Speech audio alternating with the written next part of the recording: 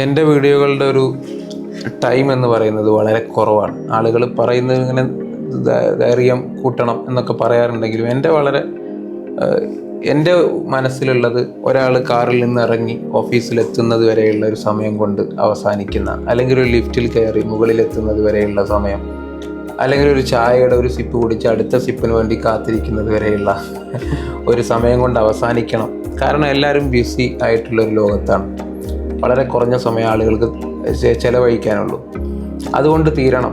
പക്ഷെ അത് ജാമ്യവും മാന്യവും ആവണം എന്ന് നമ്മൾ കിതാബിൻ്റെ ഭാഷയിൽ പറയുമ്പോൾ ജാമ്യവും മാന്യവും ആവണം എന്ന് പറയും.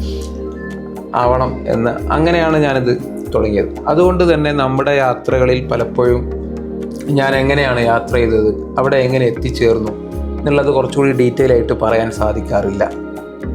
പലപ്പോഴും എൻ്റെ ഒരു വീഡിയോയുടെ രീതി അങ്ങനെയാണ്.